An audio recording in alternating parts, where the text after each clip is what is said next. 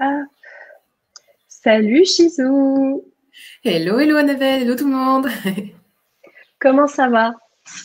Ah, la grande forme, la grande forme. Et puis on va parler d'un sujet qui me passionne, alors forcément, je suis au top. Yes, Et toi? yes, yes, yes, yes. Donc aujourd'hui, le sujet du jour, c'est l'alignement. L'alignement quand on a une activité, quand on a un business, comment se sentir aligné entre qui on est et finalement son business finalement. Parce que des fois, on a l'impression que c'est deux personnes différentes, deux entités différentes. Et toi, tu es là justement pour nous dire que non, c'est un alignement. Exactement, exactement. Moi, ce que j'adore, c'est travailler avec justement les coachs et les thérapeutes et surtout les femmes qui sont passionnées par ce qu'elles font et souvent, voilà, elles sentent que ça coince, mais elles savent pas trop pourquoi. Tu vois, ce sentiment où soit tu es devant genre une grosse montagne et puis tu sais plus par quel bout prendre la montagne ou un puzzle Ouais, un peu sadique là avec des milliards de pièces c'est ça. partout. Soit tu te dis mais en fait je suis là pourquoi exactement, tu vois, ces sentiments-là où finalement ça c'est très révélateur d'un désalignement. Donc ce que je vais vous proposer aujourd'hui, c'est justement de creuser sur ce statut de désalignement et quand est-ce qu'on sent l'alignement, parce que vous allez voir que finalement ça peut aussi résonner dans votre vie de tous les jours. Parce que je suis Ah, coach carrément. holistique à l'origine. Donc l'être, c'est méga important pour moi. Et étant passé par là dans mon activité, je peux vous dire que ouais, je comprends très bien à quel point ça peut chambouler un petit peu tout. Donc voilà, n'hésitez pas à Super. sortir un petit carnet pour noter, pour voir, faites votre auto-analyse. Ça commence par là, par la prise de conscience de où est-ce on en est en fait.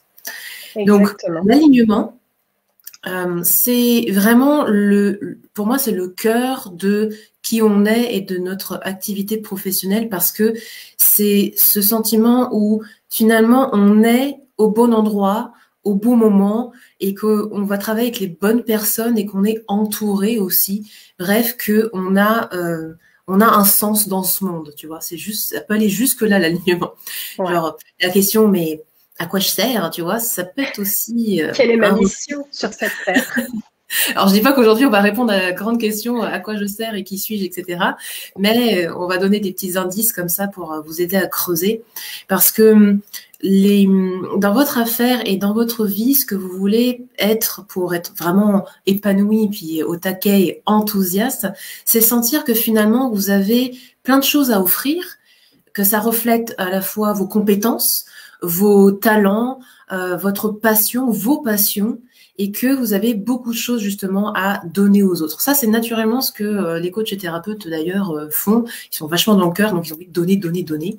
Mais quelquefois, voilà, ils sentent que c'est pas suffisant juste de donner. Donc on va regarder un petit peu aussi en quoi ça se répercute sur votre message, votre marketing. Ouais, on va utiliser des mots un peu piquants comme ça, la stratégie, le Oh, marketing et tout.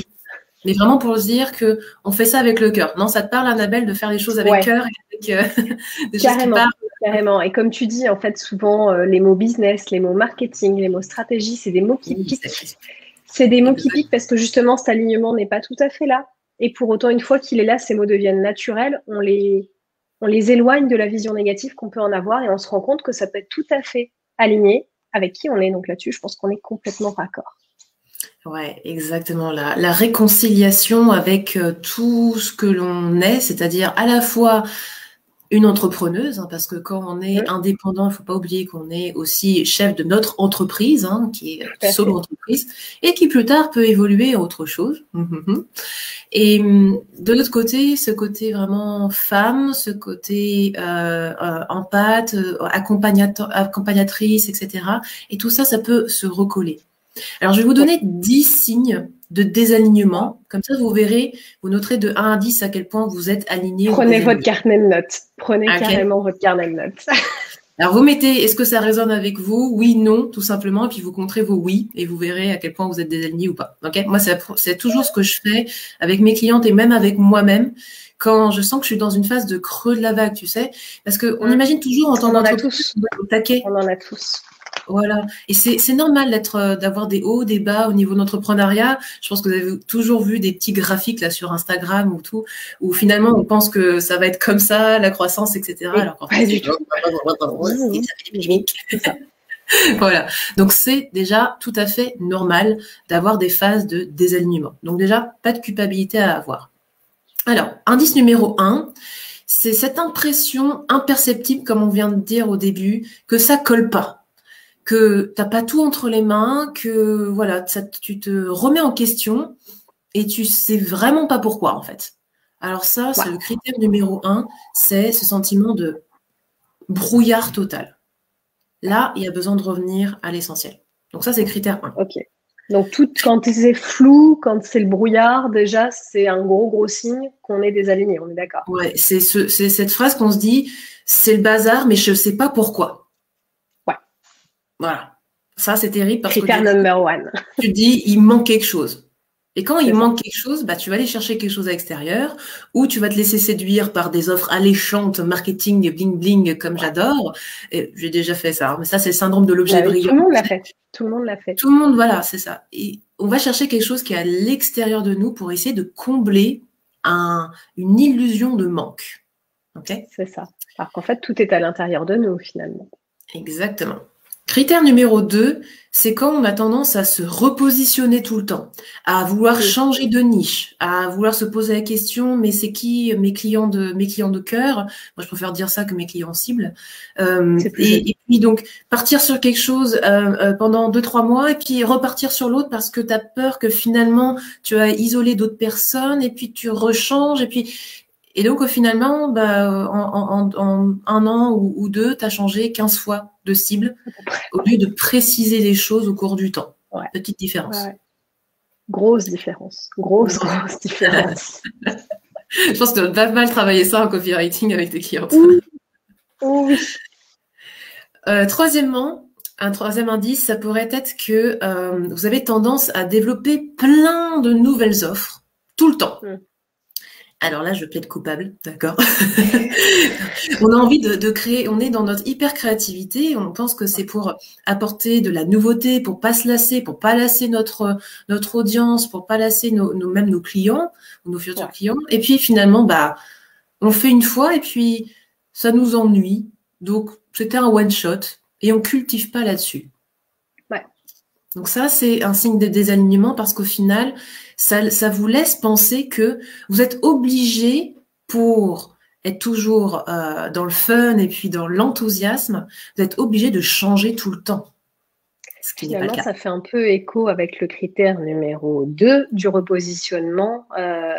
Finalement, c'est soit via le positionnement, soit via l'offre, mais finalement, il y a toujours un renouveau qui est quasi permanent et qui n'est pas forcément sain pour le coup. Exactement, parce que du coup, ça entraîne beaucoup d'efforts et puis de communication, sortir de sa zone de confort, ce qui peut être très stimulant parce que je pense que dans la vie de tous les jours, on a envie de changement, on a envie de nouveautés, on a envie de trucs sympas, etc. Mais au final, ça nous rajoute énormément de pression, beaucoup de pression, qui n'est pas forcément nécessaire pour votre abondance. On en parlera juste après. Clairement. Okay. Quatrième critère, c'est quand justement vous attirez pas vos clients de cœur, c'est-à-dire des personnes qui viennent pour qui vous êtes, pour votre énergie et pas juste pour vos diplômes.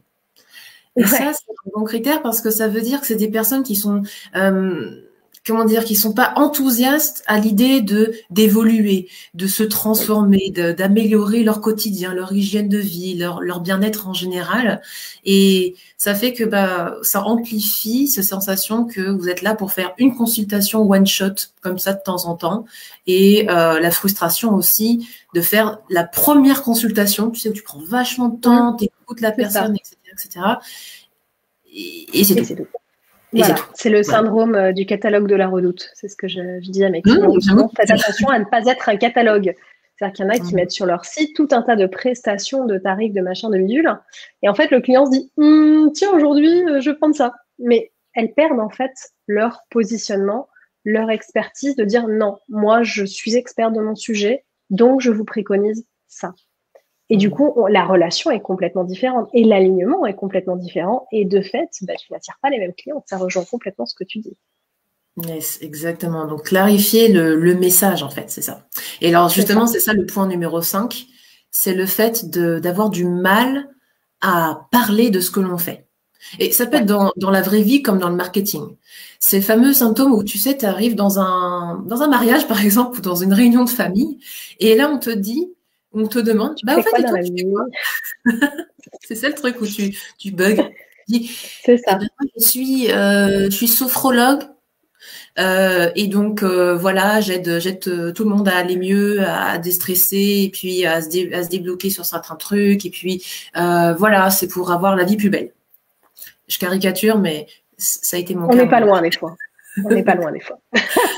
Et c'est ce moment où tu sais, tu es super content, donc pose enfin la question, et puis voilà, c'est coupé. Ouais, voilà, ça fait tout flou, ça donne un. Je vous le jette comme ça, puis vous le remettez dans l'ordre. Voilà. Exactement. Et puis du coup, les gens ils se disent ah ça a l'air super cool, mais comme ils n'ont pas envie d'être bêtes, bah ils te posent pas la question exactement ce que c'est. Sophrologue, souffrance, tu fais la souffrance, je sais pas quoi. Tu vois, c'est ces sentiments-là où ça, voilà, t'es super enthousiaste, mais t'es bloqué donc ici. Donc ça, c'était le critère 5. Critère 6. Justement, tu n'es plus trop excité par le travail que tu fais. Voilà. Tu t'es reconverti enfin, voilà, les coachs et thérapeutes, je l'ai reconverti, tu vois. Pareil, hein. Et tu as fait ça parce que c'était un métier passion, ça te réchauffait le cœur, tu étais excité dans ton ventre, tu avais des papillons. Puis là, bah, tu es tellement dans le brouillard ou dans la remise en question que finalement, l'excitation, il n'y en a plus. Alors ça, c'est un gros signe aussi de désalignement parce que tu as fait cette reconversion pour avoir vraiment une activité et une vie qui soit fun, quoi. Ouais. Ouais, c'est super important. 7. Tu as tendance à te comparer à tes collègues. Ouh, ça, c'est pas bien. Slash concurrent. Moi, j'aime bien appeler ça collègue parce que je ne crois pas à la concurrence. Oui, mais je suis assez d'accord. Le truc genre, ah, mais elle fait ça, mais pourquoi j'ai pas pensé? Oh non, mais moi, j'ai rien d'extraordinaire. C'est nul ce que je fais. Ça. Ouais, c'est ça. Oh, alors ça, le gros piège, quand tu commences à te comparer, tu vas alimenter la boucle, justement, négative. Et pour en sortir, qu'est-ce qu'il faut? Tu coupes. Tu coupes tout de suite, on va en parler tout de suite parce que c'est crucial. Couper. Ce qui est important sur les réseaux sociaux et quand vous regardez d'autres choses à l'extérieur, c'est vraiment d'être inspiré, que ça vous drive, que vous puissiez vous dire, ah bah, ouais, moi j'aimerais bien développer cet aspect-là en moi, c'est-à-dire refléter ça dans mon activité. Si ça vous diminue, si ça vous fait vous sentir mal, coupez tout de suite. Alors ça, vraiment, c'est la spirale descendante. Faut que ça allume un petit mojo, c'est ce que je dis des fois en fait. Faut qu'on se dise, ah mais c'est génial, comment je pourrais l'adapter pour que ça me ressemble? Si on est dans cette dynamique-là, ça fonctionne. Si c'est, ah mais c'est génial ce qu'elle fait, jamais j'y arriverai. Et comme tu dis, il faut couper. Ouais, voilà, c'est ça. C'est qu'au final, du coup, on n'a plus de projection. Et on va regarder ça, la vision, la projection, à quel point c'est crucial. Yes. Élément numéro 8. Vous n'arrivez pas à trouver votre zone de génie. C'est un reflet aussi avec la 7, du coup. C'est-à-dire que peut-être que vous avez fait des dizaines de formations différentes.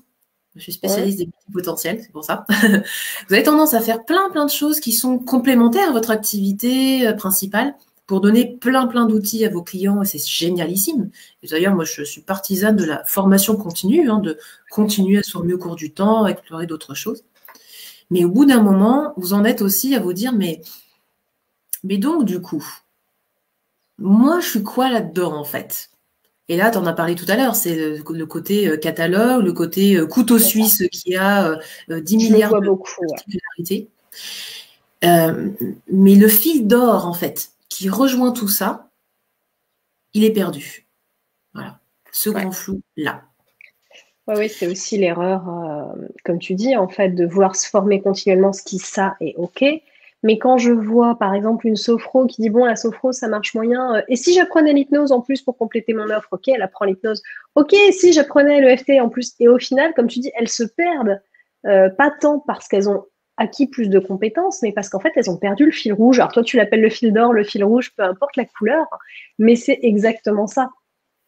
Donc oui, effectivement. C'est toujours la même chose. Est-ce qu'on veut se former par amour et par passion? Et dans ces cas-là, qui sommes-nous pour juger? Ou est-ce que tu le fais par peur et par manque? Je fais ça parce qu'il me manque du sérieux, tu sais, de l'intelligible, machin. L'énergie est complètement différente. Alors, vous inquiétez pas si vous êtes formé dans un sentiment de manque et de peur, on peut renverser la vapeur. Ça, c'est mon job, j'adore faire ça. C'est juste un état d'esprit et une vibration, en fait, que l'on peut adopter vis-à-vis de ça, mais c'est d'abord une prise de conscience. Surtout, ouais, tout à fait. Élément numéro 9, est-ce que, justement, votre activité, à chaque fois que vous en parlez, ça vous semble être ce fameux puzzle montagne inaccessible. Vous savez plus par quel bout prendre la pelote. Voilà. Est-ce que votre activité, c'est devenu un gros miasme et puis du coup, vous avez presque plus envie d'y toucher. Alors, ça peut être ce côté-là, je suis frisée, je suis complètement gelée sur place. J'ai même plus envie d'y toucher. On a vu l'hyperactivité. Maintenant, c'est le côté procrastination, je préfère me mettre sous la couverture, devant Netflix. Et j'attends que ça passe. Voilà. Et là, on va aussi s'auto-flageller parce qu'on a l'impression de faire l'autruche. Alors qu'en fait, on sait qu'il y a quelque chose. Mais je préfère faire l'autruche. Comment le résoudre? Et je le vois beaucoup, tu vois, sur des clientes qui veulent faire des refontes de sites internet, qui me disent, bah voilà, est-ce que tu peux refaire ma page de présentation d'offres? Je leur dis, ok, quelle est ton offre? Ah bah je sais pas, c'est trop compliqué. Non, bah finalement, on va laisser ça comme ça parce que je sais pas comment expliquer la nouvelle. Donc après, moi, tu vois, pareil, je travaille avec elle pour clarifier, etc., pour créer le contenu qui va avec. Et toi, je pense que du coup, tu travailles sur le côté sens, sur le côté mindset à ce niveau-là. Et effectivement, le côté, voilà, c'est une pelote de laine, c'est une grosse boule et je sais pas par où tirer pour tout démêler. Et ça, c'est super dur à vivre, je pense, pour certaines. Oui, parce que ça alimente le sentiment d'impuissance, en fait, vis-à-vis de ça. Alors qu'en fait, c'est nous, c'est notre reflet, notre activité. Donc, c'est OK. Ne vous inquiétez pas, on va démêler ça juste après. D'accord? 10e et dernier élément, quand même. Est-ce que vous sentez quelque part que vous êtes fait pour plus grand? Pour un truc plus beau, quoi. Vous êtes faite pour impacter le monde, littéralement. Peut-être une personne à la fois. Ou alors, parce que justement, vous aviez comme optique de faire des grandes conférences, d'aider beaucoup plus de monde d'un coup. Mais comme là, peut-être que vous êtes perdu depuis un moment, ou vous sentez pas votre place, faire plus grand, ça vous paraît, voilà, impossible. Impossible. Et là, il y a une espèce de frustration parce que vous savez pas trop par quoi commencer. Et puis, c'est quoi ce plus grand? Il y a quelque part quelque chose qui fait qu'on s'autorise plus, tu sais, à rêver grand, en fait. Parce qu'on se dit, si j'arrive déjà pas là à être bien dans mon activité, alors comment je vais aller jusque là-bas, quoi. Voilà. Et il y a des beaux projets comme ça. Hein, mes clientes, elles ont envie de créer des cafés associatifs, des librairies ésotériques. Qu'est-ce qu'elles m'ont donné d'autre comme même d'écrire un livre, tiens, pourquoi pas, un livre qui va impacter. Donc, toutes ces remises en question-là pour ces grands projets, c'est pareil, pouf, c'est mis sous un couvercle et du coup, on n'a plus l'enthousiasme, on n'a plus le cœur à se mettre dans le débroussaillage. Ouais, il y a une forme de déni quelque part, de se dire non, ce projet est trop grand pour moi, j'en suis pas là. De dévalorisation aussi, de se dire non, c'est peut-être pas encore pour moi parce que je ne suis pas encore arrivée à tel stade. Et finalement, elle se prive, comme tu dis, de grands projets parfois, hein, vraiment. C'est ça. Et du coup, le temps a l'air de se distendre comme ça infiniment, alors que vous pouvez faire des switches très très rapides. Une fois que la prise de conscience est faite et que vous vous alignez, c'est beaucoup plus simple de voir quelles sont vos forces, quelles sont les choses sur lesquelles vous pouvez tabler et faire vous-même, et quelles sont les choses que vous pouvez déléguer pour vraiment avoir l'esprit tranquille. Donc oui, au début, on refait un état des lieux pour que vous ayez une directionnalité, puis pour que vous compreniez bien aussi votre propre activité, votre propre business. Mais plus tard, dites-vous aussi que vous n'avez pas besoin de rester superwoman, de tout faire toute seule. Ça a été un énorme shift pour moi. Ouais. Vraiment, le fait de s'entourer d'une équipe de personnes qui sont très passionnées dans ce qu'elles font, elles, justement, ça vous permet de donner une grande amplitude à ce que vous faites. C'est clair. C'est clair, et puis ça fait gagner un temps monstrueux. Je vois, pour ce qui me concerne moi, tu vois, tout ce qui est technique, tout ce qui est construction de list email, tout ça, à chaque fois, c'est la fameuse pelote que tu n'as pas trop envie d'aller voir, tu vois, qui est douloureuse et que tu sais qu'il faudrait, mais que tu n'as pas envie d'aller voir. Et quand elle me la confie, tu as l'impression qu'elle se déleste d'un poids. Et à côté de ça, ils me disent « Ah, c'est génial, on n'a pas encore commencé, mais je sens déjà que ça va mieux. » Ben oui, parce qu'elles ont plus ce gros poids dans la tête de se dire « Ah, il faut que je m'en occupe, mais je ne sais pas comment, c'est trop dur. » Et c'est tellement ça finalement. Et là-dessus, je te rejoins complètement. Le fait de déléguer à un moment donné certains aspects de leur activité qui ne leur correspondent pas, qui ne sont pas alignés justement avec qui elles sont, et ben, il faut savoir s'en décharger pour pouvoir aller vers ces fameux grands projets, ce qui les porte et ce qui les anime. Ouais, grand projet et sous-projet aussi, parce que voilà, Et sous-projet. On peut renverser du coup la vapeur dans le sens où on n'est pas là pour vivre pour notre activité, mais que notre activité est là pour soutenir notre vie. Et là, il y a des choses qui se passent aussi.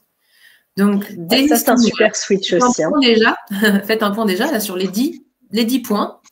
À quel point est-ce que c'est la tourmente, okay?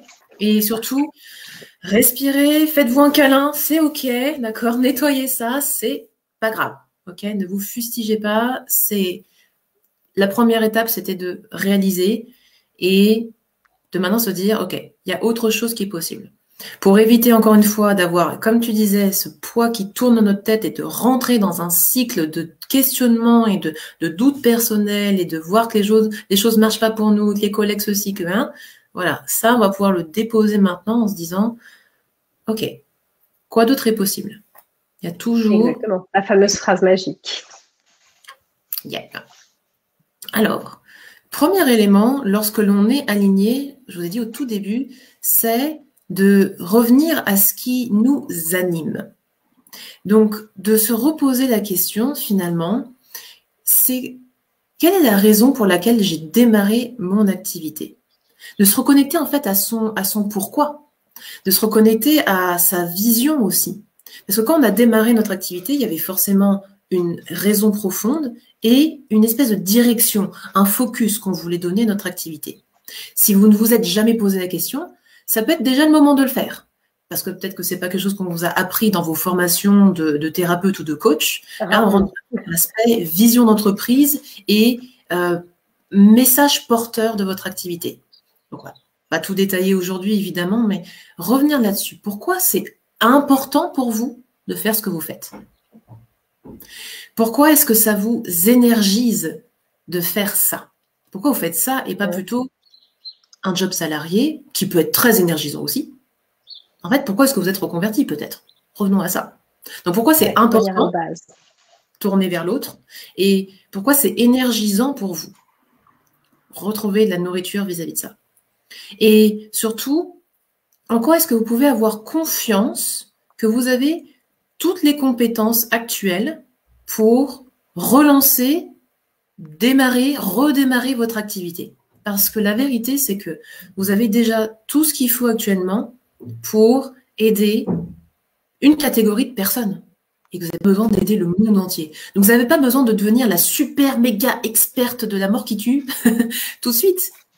Mais vous avez déjà tout ce qu'il faut pour une partie de la population et c'est vers cette population que vous allez pouvoir vous diriger avec cœur, avec enthousiasme, continuer votre chemin personnel et professionnel, englober une autre partie de la population peut-être ou vous sentir de plus en plus à l'aise avec cette population, etc., etc. Et là, on entraîne du coup un cycle d'or, un cycle positif. Tout à fait. Tout à fait. Ouais, on en revient toujours au même, en fait, finalement, repartir de soi, quoi. Plutôt que d'aller chercher à l'extérieur à rajouter, bah, finalement, aller chercher en soi pour diffuser. C'est le mouvement exactement inverse. Exactement. C'est là vraiment se dire, bah, là, pour quelques minutes, pour quelques jours, peut-être s'il faut, j'arrête d'écouter tout ce qu'il y a à l'extérieur, j'arrête de chercher une méthode toute faite et je reviens vraiment à mon essence. Quatrième élément aussi, se connecter à ses valeurs humaines. Alors, les valeurs qui nous animent, nous, et les valeurs de notre entreprise, de notre activité, ce qui n'est pas tout à fait la même chose. Donc, on a vu tout à l'heure, on est notre activité, mais on peut aussi se dire que ce que l'on est va nous permettre d'alimenter les valeurs de notre entreprise. Donc, par exemple, on peut avoir une valeur très, très forte, personnelle, de liberté. Moi, ma valeur personnelle numéro 1, c'est le besoin et l'envie de liberté. Mais mon entreprise n'a peut-être pas comme valeur numéro 1 la liberté. La valeur numéro 1 de mon entreprise, c'est l'abondance et l'économie. Ben oui, parce que pour moi, je pars du principe qu'une entrepreneuse qui est créatrice de valeur et de richesse pour notre pays, eh bien, lorsqu'elle est dans l'abondance, elle va pouvoir consommer et demander à des partenaires locaux de faire croître les choses. Donc, elle va impulser dans l'économie française locale. Vous pouvez impulser dans votre économie, évidemment. Donc, pour moi, ma valeur première d'entreprise, c'est de créer plus de valeur et de richesse économique par l'abondance individuelle. Vous voyez? Par contre, moi, ma valeur personnelle de liberté, elle est pour autre chose. Voilà. Donc, regardez un petit peu ça. Quelles seraient vos valeurs à vous et quelles sont les valeurs que vous voulez faire briller par votre message d'entreprise, par votre entreprise en elle-même. Et là, on va vers le pourquoi on fait les choses. On a vu le pourquoi, la racine. Et là, c'est le pourquoi on fait les choses. Donc, ce que tu dis, en fait, c'est que c'est complètement OK, finalement, d'avoir des valeurs personnelles qui sont différentes et peut-être complémentaires, et c'est là où ça devient intéressant, que les valeurs de son entreprise. Parce que, comme tu dis, une entreprise qui a pour valeur principale la liberté, c'est compliqué en soi, puisque l'entreprise, en tant qu'entité, la liberté, théoriquement, ça ne matche pas tout à fait, quoi. Ça peut être pareil avec, par exemple, la solidarité. On peut être très solidaire, d'un point de vue personnel, j'entends, très généreux. Une entreprise peut l'être aussi, mais à un moment donné, comme tu dis, il y a un modèle économique pour que l'entreprise vive. C'est-à-dire qu'elle ne peut pas se reposer que là-dessus pour vivre. Et le fait d'avoir des valeurs différentes, mais complémentaires, et j'insiste vraiment là-dessus, ça peut être tout à fait enrichissant, en fait. Bien sûr, parce qu'au final, on peut être extrêmement altruiste et travailler sur sa valeur, là pour le coup, avec un grand V, pour se rendre compte que tout est échange, en fait. Tout est échange énergétique et que ça doit être équilibré dans les deux sens. Donc là, il y a tout un travail, par exemple, pour se réconcilier avec l'argent, ce truc que je fais très, très souvent en coaching, mais on va pas perdre là-dessus aujourd'hui. Mais la liberté, c'est extrêmement intéressant comme sujet parce qu'effectivement, inconsciemment, si vous ressentez que votre activité vous met une structure emprisonnante, eh bien, du coup, vous aurez inconsciemment pas envie de la développer. C'est dingue, ça. Ah oui. Tout à fait logique. Trop de clients à gérer, trop d'horaires, trop dur. Tu vois. C'est ça, ouais, tout à fait. Et là, on a des blocages inconscients qui se mettent en phase simplement parce que on n'a pas réalisé à quel point les valeurs, nos valeurs clés à nous et la valeur d'entreprise pouvaient quelquefois être en opposition. Donc, on vient réconcilier ces conflits simplement en réalisant que finalement, bah non, il n'y a pas de raison qu'il y ait de conflit, mais il faut pas de problème. Voilà. C'est ça. Et du coup, tout est beaucoup plus fluide. Et ça va créer du coup, effectivement, cette énergie interne, ça va recontacter avec notre moteur interne qui va pouvoir nous dire, OK, je déblaye ça, je déblaye ça, je déblaye ça, et le brouillard se lève. Voilà. Bizarrement. Tout simplement. Et vous pouvez vraiment vous amuser à faire ce travail-là dans tous les secteurs de votre vie. C'est ça qui est extraordinaire, c'est que une fois que vous avez pris conscience en fait de ce qui bug réellement dans le domaine de vie particulier sur lequel vous voulez vous adresser, vous pouvez refaire ça. Quels sont les critères qui font que je me sens perdu dans ce domaine de vie-là? Okay. Si vous voulez, sur mon blog, j'ai rédigé un article sur la roue de la vie, les secteurs de vie sur lesquels on a envie d'améliorer les choses. Et vous pourrez vous poser quelques questions là-dessus et revenir du coup à votre moteur interne. Pourquoi c'est important pour vous de, je sais pas, d'être plus fit, d'être plus énergique, etc., avoir la silhouette que vous voulez? Pourquoi est-ce que c'est important pour vous, donc le business? Pourquoi c'est important pour vous justement de contribuer d'un point de vue social, en dehors de votre activité, s'il vous plaît? N'est-ce pas? On peut le faire avec son activité, mais attention à ça. Il y a l'association et il y a l'activité professionnelle. C'est deux choses différentes. Et là, une fois qu'on a fait la différence, justement, on se dit, OK, je peux être tout aussi. Ça, c'est intéressant. Rien ne s'autoriser. On s'autorise à être tout ça, toutes ces facettes-là. Et bien là, on a une énergie qui est différente. On retrouve plus d'unité. Et ensuite, il est plus facile de décomposer. Bon, bah du coup, quelle est l'étape numéro 1? Quelle est l'étape numéro 2, 3, 4, etc. avec votre plan.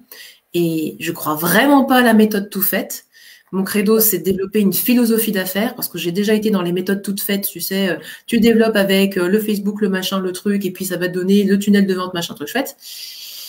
Et voilà. C'est peut-être pas ça pour toi, tu vois. C'est ça. C'est ça. Faut savoir adapter. Faut savoir adapter. Il faut savoir aussi challenger. C'est-à-dire que des fois, on peut avoir un a priori du style, oui, publier sur les réseaux sociaux, par exemple, c'est pas mon truc. C'est un a priori, c'est une croyance. Mais en fait, parfois, il n'y a pas eu de test réel. Et j'ai des clientes parfois qui me disent « Ah ben non, mais finalement, j'adore. » Ou finalement, je me rends compte que ça, c'est chouette parce qu'elles ont testé. Et c'est pas facile des fois de sortir de sa croyance comme quoi ça va être difficile parce qu'on se dit que c'est réservé à des experts ou que c'est réservé à des gens plus compétents que soi. Essaye et ensuite tu pourras juger si effectivement oui ou non cette stratégie peut fonctionner pour toi. Et comme tu dis, les recettes toutes faites, elles fonctionnent en soi. C'est pas Tout ça, fonctionne. mais j'ai rien contre ça. tout fonctionne. C'est ça. C'est exactement ça. Tout fonctionne, mais sincèrement, à mon sens, il faut surtout adapter. C'est-à-dire qu'on peut prendre un petit bout de celle-ci, un petit bout de celle-là, pourvu que ça fonctionne pour toi. Mais banco, j'ai envie de te dire pourquoi aller chercher un autre truc, quoi. Si ça fonctionne pour toi, ça fonctionne pour toi et c'est OK. Exactement. Et c'est là que c'est intéressant parce que du coup, vous allez vraiment prendre plaisir à adapter la stratégie à vous et de créer votre propre puzzle. Ça se trouve dans toutes les pièces qui sont présentées dans tous les sens. Bah, il y a juste quelques pièces, vous allez faire un gros coin de puzzle et c'est ça qui va vous animer. Vous allez vous dire, ouais, ça c'est vraiment moi. C'est ce sentiment d'être parfaitement au bon endroit, au bon moment, à sa place. Et c'est ce qui fait aussi que c'est plus facile d'être authentique, d'être soi-même, d'être naturel, d'être entière. Alors, je sais que le mot authentique est vachement utilisé, mais entière du coup. Entière. Non, il y a une forme de congruence du coup qui se fait. C'est ça. Et aussi, vous autorisez à être un petit peu vulnérable, à dire que merde, tout va pas bien dans sa vie, même quand on est zen, quoi. Tu vois, par exemple. C'est ça, tout à fait. Non, mais oui, c'est vrai, c'est vrai. Et d'ailleurs, c'est un blocage que je vois des fois, c'est-à-dire que des thérapeutes qui sont dans le bien-être, en fait, elles s'autorisent pas à afficher le fait que non, aujourd'hui, ça va pas, et j'ai envie de tout envoyer balader, et aujourd'hui, je suis pas zen du tout, j'ai pas envie d'être zen, point. Alors, parce qu'elles ont une image, tu sais, une étiquette de, voilà, cette personne-là devrait être zen, devrait être posée, devrait être souriante tout le temps. Sauf qu'à un moment donné, on est des êtres humains. et que non, tous les jours, c'est pas le sourire, la zénitude, la méditation et la position du lotus, n'est-ce pas? Et en fait, c'est OK de le montrer. Et finalement, ça joue aussi, je pense, dans cet alignement, le fait de se laisser la liberté de le montrer. Et je pense que cet espace-là, il est important. Oui, et puis surtout, dites-vous en plus que c'est une force parce que vous allez montrer que vous êtes humaine. Et à l'ère de l'informatique dans laquelle on a cette chance incroyable de recréer du contact humain, même à travers un écran, même à travers des écrits, même à travers la technologie. La technologie est enfin en train de nous servir. Plutôt que de nous desservir. Donc, c'est vraiment une chance, en fait. On est dans une ère absolument exceptionnelle. Et quand on prend conscience de ça, en plus, on se rend compte que derrière l'ordinateur, il y a un autre humain, en fait. Et il y a peut-être même une future copine, quoi, en fait. Ou un futur copain, simplement. Et ça vous rend tout de suite beaucoup plus accessible. Et moi, je suis vraiment convaincue que c'est comme ça que du coup qu'on marque plus facilement les esprits aussi. Pas simplement par nos intitulés ronflants, ce poste en entreprise, tu sais, ça, je pense que c'est très très lié à l'entreprise. Je suis directeur marketing, MBA, machin truc chouette. Et toi? C'est ça. Avec tous tes diplômes et toutes tes écoles. C'est ça. Et donc tu te retrouves avec un site internet CV, tu sais. Qui est Annabelle? Qui est Chizou? Qu'est-ce qu'elles veulent faire et en quoi elles sont pas un stéréotype. Et je peux vous dire que le stéréotype, c'est quelque chose qu'on peut travailler régulièrement, surtout avec les paliers de rémunération. Parce que j'avais par exemple ce stéréotype quand j'ai commencé à gagner 5 000, même les 10 000 euros par mois, ce stéréotype de la businesswoman. Alors oui, j'aime bien mettre des petites vestes sympas de temps en temps, etc. Mais vous avez vu dans quoi je baigne? Ouais, moi, c'est nature, c'est perché, c'est fluide. Donc, réconcilier ce côté, je gagne de l'argent avec je suis toujours ma perchitude habituelle et pourtant très pragmatique, Ça n'empêche pas. C'était un truc bien costaud. C'est ça. Bien costaud. Donc, soyez vraiment vous-même et observez vos pensées. Observez ce que vous vous dites vis-à-vis de ce que vous devriez être et présenter. Devriez être et présenter au monde. Et peut-être que là, du coup, on a des nœuds aussi que vous pouvez tout de suite couper. Carrément. Pour être vous. Voilà pour les petites perles. On pourrait en parler pendant des heures. Je suis désolée, je sais pas. Oui, je pense. Comme tu dis, on pourrait en parler pendant des heures. Si tu devais donner vraiment un truc, un conseil, une pépite monumentale, le truc qu'il faut retenir de cette petite demi-heure de live, ce serait quoi? Eh bien, prenez un peu de temps pour vous. Ça peut aller très vite, hein, vous inquiétez pas. Mais prenez ce temps pour, du coup, de nouveau, vous poser les bonnes questions et revenir sur ce que vous êtes et ce que vous voulez vibrer pour ce monde. Qu'est-ce que vous êtes et qu'est-ce que vous voulez présenter à ce monde? Ça, rien que ça, déjà, ça va tout de suite vous réanimer. Vous allez sentir que ça chauffe. Moi, je travaille beaucoup sur le feu sacré, donc ça va être dans le bas-ventre, ok? Ça va vous réanimer et vous sentir en puissance. Rien que ça. On part de la racine et ça monte. Voilà, ça monte. Et donc, du coup, toi, tu vas voir peut-être si tu fais des ateliers de communication ou tout, ça libère la gorge. Et puis, hop, l'intuition, oh, bah, bizarrement, on est plus inspiré. Voilà. C'est clair. C'est tout à fait ça. Ouais, ça fait vraiment le cycle des chakras finalement qui remonte. Et le fait de partir de la racine, de qui on est, finalement, on en revient un petit peu à ça, ce qu'on disait au début. C'est partir de qui on est et qui on veut aller diffuser autour de nous au niveau du message. Et quand tout ça est clair, je pense que l'alignement est présent. C'est ça, c'est ça. Et si un jour vous vous sentez désaxé, bah, vous inquiétez pas, vous revenez. Bon, c'est pas grave de revenir à l'essentiel régulièrement s'il le faut, hein. Ok. Il y a aussi ça de ne pas culpabiliser parce que ça fait 5 ans, 10 ans que vous êtes en activité, 20 ans. Ça arrive à tout le monde et à tout moment. Donc ça aussi, déculpabiliser, c'est tout à fait ok, quoi. Voilà. Et puis peut-être prendre le temps aussi régulièrement de faire ce petit point, cette petite introspection de OK, qu'est-ce que je veux montrer? Est-ce que ça correspond à ce que j'ai envie de montrer? Et réajuster aux besoins au fur et à mesure du temps. Yes, exactement. Moi, par exemple, sur mon ordinateur, j'ai mes 5 valeurs clés personnelles et mes 5 valeurs clés d'entreprise. Comme ça déjà, j'ai pas besoin de réfléchir à tout ça. Et je me dis du coup, si là actuellement ça coince, est-ce que c'est parce qu'il y a une de mes valeurs clés qui est challengée? Ou est-ce que c'est parce qu'il y a un conflit qui vient de se réinstaller entre mes valeurs clés et mon entreprise? Parce que finalement, j'ai appris que c'est souvent ça. Et le syndrome de la sauveuse, qu'on doit sauver la terre entière, c'est lié à ça. Le syndrome de l'imposteur, c'est lié à ça aussi. Il y a plein de choses comme ça, sentiment d'être en dissonance, c'est vraiment lié aux valeurs. Il y a plein d'autres choses à explorer, mais déjà ça, commencez par ça et je vous donnerai des nouvelles. N'hésitez pas d'ailleurs à mettre un petit message. Carrément.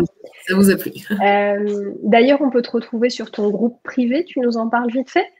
Ah oui, volontiers. Donc, j'ai créé un groupe privé pour les entrepreneuses. Donc, on est au féminin. Les entrepreneuses intuitives et résilientes. Donc, si justement vous avez envie de développer ce côté connexion à vous-même, connexion à plus grand, pourquoi pas, pour inclure une petite forme de spiritualité ou une grande forme de spiritualité dans votre vie et dans votre activité, c'est l'endroit où nous retrouver. Vous allez retrouver d'ailleurs la super interview que j'avais fait avec Annabelle sur un sujet de rédaction et découvrir plein d'autres partenaires pour vous aider à développer votre activité avec cœur, alignement et fun également. Évidemment, on vous mettra le lien en commentaire dès que le live sera terminé. Écoute, merci beaucoup Tizou, c'était super chouette. Je pense que toutes les personnes qui verront ce live déjà pourront se faire ce petit check-up en 10 points que moi-même j'ai noté parce que c'est vraiment super intéressant.